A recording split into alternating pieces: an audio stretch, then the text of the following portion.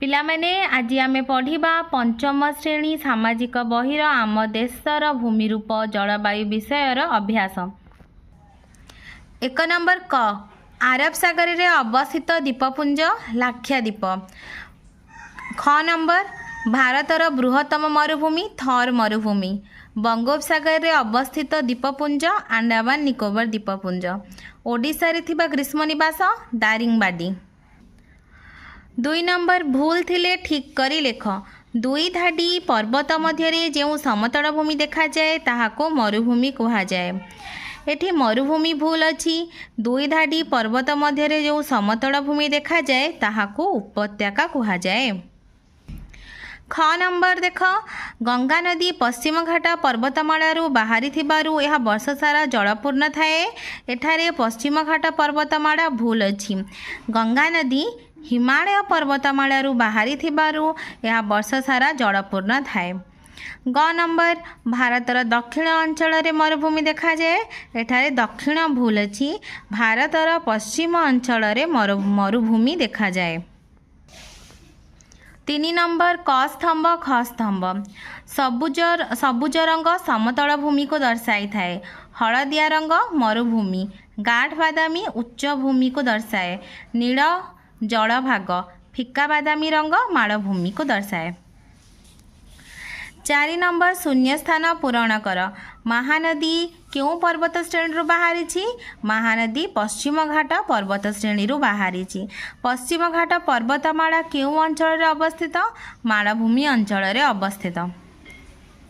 उत्तरस्थ थर मरुभूमि क्यों राज्य रे अवस्थित? राजस्थान।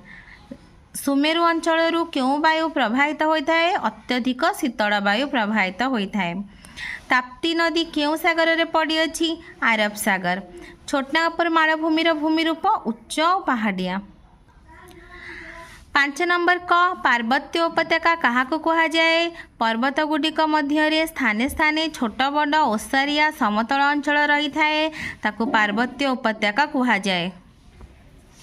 ख नंबर उत्तरस्थ हिमालय पार्वत्य अंचल कहीं बरफावृत थाए ना? उत्तरस्थ हिमालय पार्वत्य अंचल समुद्र पतन ठारू बहुत उच्च होइथिबारु एठारे वर्ष सारा अधिक ठंडा अनुभूत हुए, तेणु एही अंचल बरफावृत थाए। ग नंबर उत्तरस्थ समतल अंचल अधिकांश लोक कृषि कार्य करी जीविका निर्वाह करती। कारण कौन ना? हिमालय बाहरी थिबा नदी गुडिक यथा गंगा ब्रह्मपुत्र यही अंचल बही जाइथिबारु और यही अंचल माटी उर्वर और चाष उपयोगी यही अंचल, तेणु यही अंचल बहुत लोक बास करुछंती। घ नंबर प्रश्न दक्षिणस्थ मालभूमि रे क्यों क्यों राज्य गुडिक रही? दक्षिणस्थ मालभूमि रे महाराष्ट्र मध्य प्रदेश छत्तीसगढ़ झारखंड ओडिशा कर्नाटक तमिलनाडु और आंध्र प्रदेश राज्य रही। 1 नंबर प्रश्न पश्चिम उपकूलस्थ समतल अंचल केउठारु केउ पर्यंत विस्तृत? पश्चिम उपकूलस्थ समतल अंचल पश्चिम रे केरल ठारू गुजरात पर्यंत विस्तृत। द्वीपपुंज गुडिकरे बास करुथिबा लोक माने मुख्यतः माछ धरी जीविका निर्वाह करती। कहीं ना? द्वीपपुंज गुडिकर माटी समतल हेले मध्य उर्वर नुहे, एणु एठारे बास करुथिबा लोक माने मुख्यतः माछ धरी जीविका निर्वाह करती। पिलामाने तुमको वीडियोटी भल लागिले लाइक एंड सब्सक्राइब करिवो।